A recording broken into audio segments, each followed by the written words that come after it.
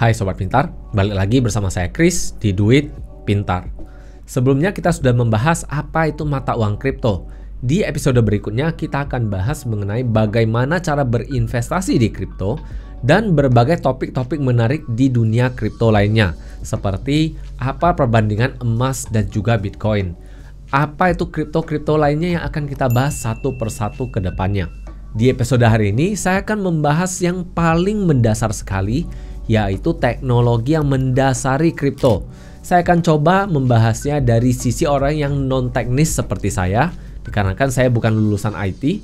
Namun apabila ada informasi yang salah, saya harap nih teman-teman yang punya sisi teknis yang ngerti soal blockchain, tulis di kolom komentar koreksinya. Maka saya akan pin komennya agar sobat pintar lain yang mengikuti episode ini bisa mengerti informasi yang benar pula.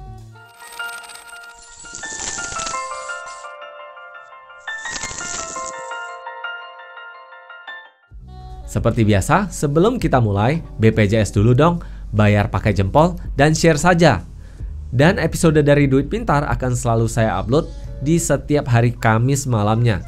Jadi Sobat Pintar sudah bisa menikmati episode terbaru di setiap Kamis malam.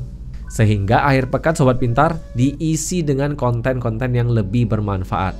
Bercerita soal blockchain, maka kita akan bercerita sedikit soal teknologi. Blockchain sendiri merupakan salah satu dari teknologi DLT alias Distributed Ledger Technology.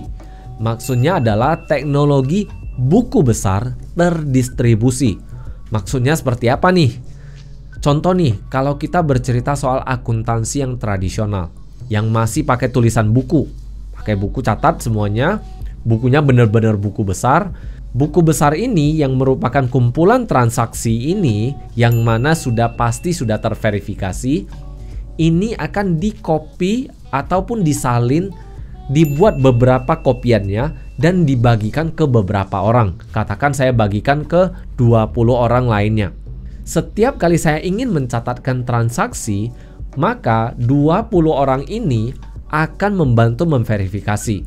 Verifikasinya mungkin melihat adanya rekaman, adanya video, adanya kwitansi, adanya bond, dan sebagainya. Dengan adanya bukti-bukti tersebut, barulah transaksi dicatat. Hal ini juga yang diterapkan di teknologi DLT ini. Salah satu teknologi DLT yang paling anyar alias paling populer yaitu blockchain. Nama blockchain tiba-tiba naik ke permukaan semenjak adanya Bitcoin. Jadi bisa saya katakan blockchain itu lahir dikarenakan adanya Bitcoin. Lalu dari tadi saya sebutkan blockchain. Apa itu blockchain? Blockchain itu kalau dipecah terdiri dari dua kata, yaitu block dan juga chain. Block ini apa? Chain ini apa? Kita coba artikan secara harafiah. Block ini secara harafiah artinya blok. Blok adalah sekumpulan transaksi yang sudah terverifikasi atau sudah tervalidasi. Chain sendiri artinya adalah rantai.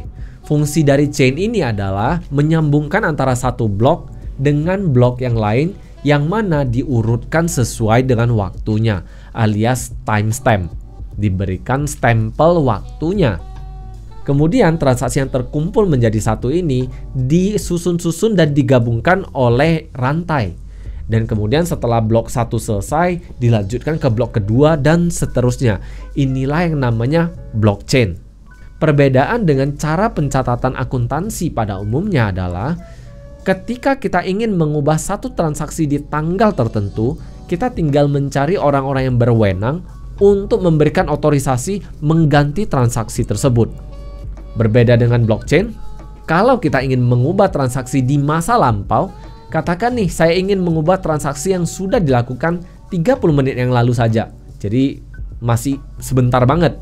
Kalau dalam Bitcoin blockchain, maka itu sekitar hanya 3 blok yang lalu.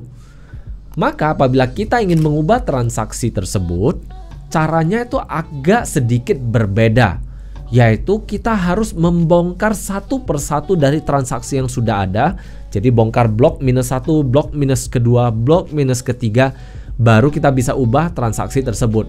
Namun tidak semudah itu, dikarenakan kalau kita ingin mengubah transaksi ini, kita harus memiliki komputer yang memiliki kekuatan perhitungan ataupun komputasi yang lebih besar daripada yang sekarang berjalan.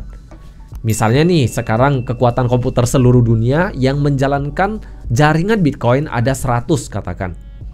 Maka untuk mengubah transaksi kita harus memiliki kekuatan komputer lebih dari 100, misalnya 101.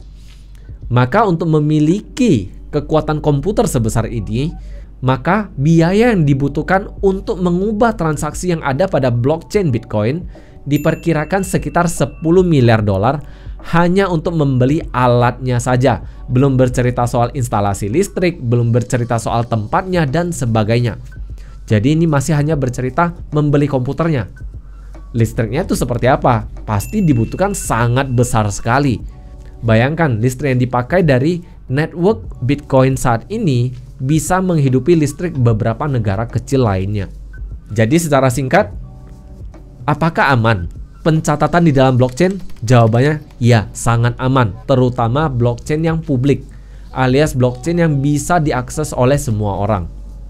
Kemudian mungkin muncul lagi pertanyaan, Chris, blockchain bisa dihack nggak? Aman nggak? Jawabannya seperti yang tadi, blockchain itu aman. Blockchain akan sangat aman ketika jaringannya sangat besar, sehingga orang-orang yang ingin meretas dari jaringan ini itu akan mewajibkan mereka untuk mengeluarkan dana yang terlalu besar.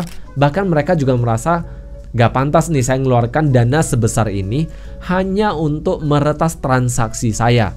Ingat, di dalam blockchain kita nggak bisa ubah transaksi orang lain, kita hanya bisa ubah transaksi kita sendiri. Jadi bisa aja jadi kayak nggak guna gitu loh. Kalau kita retas, biayanya sudah mahal dan kita hanya bisa retas transaksi sendiri. Transaksi sendiri yang kita retas juga bukan kita retas seperti yang ada di pikiran kita. Transaksi yang kita retas dalam hal ini artinya kita melakukan yang namanya double spending. Double spending ini maksudnya seperti apa? Double spending artinya saya misalnya nih punya uang sebanyak 100.000. Saya udah beli nih pakai 100.000 ini. Kemudian ketika saya retas, saya ambil balik 100.000 ini, 100.000 yang sama saya gunakan untuk beli hal yang lain. Itu yang namanya double spending. Maka untuk melakukan hal itu bisa saya katakan hampir tidak mungkin. Bagaimana dengan blockchain-blockchain lainnya? Jawabannya, blockchain-blockchain lainnya ada banyak sekali kejadian di mana mereka terkena penyerangan seperti ini. Penyerangan demikian namanya 51% attack. Artinya mereka memiliki kekuatan komputasi lebih besar daripada seluruh jaringan yang ada. Dan untuk melakukan itu biayanya biasanya cukup besar kalau untuk Ethereum dan juga Bitcoin. Kalau yang lain-lain mungkin masih ada banyak orang bisa melakukan peretasan. Namun untuk yang paling besar ini yaitu Bitcoin dan Ethereum, bisa saya katakan terlalu mahal sih. Jadi saya coba ringkas sesederhana mungkin. Maka saya berikan beberapa kesimpulan. Kesimpulan yang pertama adalah blockchain adalah catatan yang terdistribusi dan dicatat secara berurutan sesuai dengan waktunya. Dan yang paling penting adalah diamankan oleh algoritma yang harus dipecahkan ataupun divalidasi oleh para miner. Jadi miner-miner ini memvalidasi seluruh transaksinya baik dari sumber koin yang ada hingga akhirnya transaksi ini tercatat dengan baik. Yang kedua adalah pengubahan transaksi di dalam blockchain bisa saya katakan biayanya terlalu mahal. Sehingga yang terjadi adalah orang-orang jadi lebih enggan untuk meretas si blockchain ini. Karena setiap kali ada satu perubahan transaksi, miner yang lainnya akan melakukan validasi dari transaksi ini. Kalau transaksi ini nggak ada, ya transaksinya akan dibuang. Sehingga untuk bisa melebihi kekuatan miner ini, maka kita harus memiliki komputer yang jauh lebih kuat dari yang ada saat ini. Dan biayanya terlalu mahal sebenarnya. Untuk Bitcoin sendiri dibutuhkan biaya sekitar 10 miliar dolar. 10 miliar dolar itu sekitar 150.000 triliun rupiah. Jadi bayangkan biayanya saking mahalnya. Dan yang terakhir, setiap catatan yang ada di dalam blockchain ini semua harus tervalidasi oleh para miner. Sehingga catatan yang tidak tervalidasi akan dibuang dan tidak akan tercatat dan tidak dianggap di dalam catatan blockchain ini. Maka bisa dibilang catatannya akan hilang. Maka apabila ada transaksi yang tidak tervalidasi, maka bisa saya katakan transaksi yang ada akan menjadi tidak laku dan pencatatan juga tidak akan berubah sama sekali.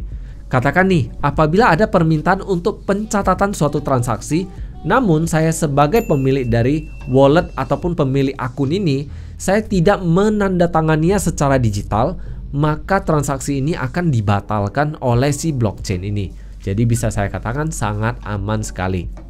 Nah Sobat Pintar, kira-kira ada bagian mana nih yang nggak mengerti? Atau kira-kira ada bagian mana nih yang butuh penjelasan yang lebih banyak?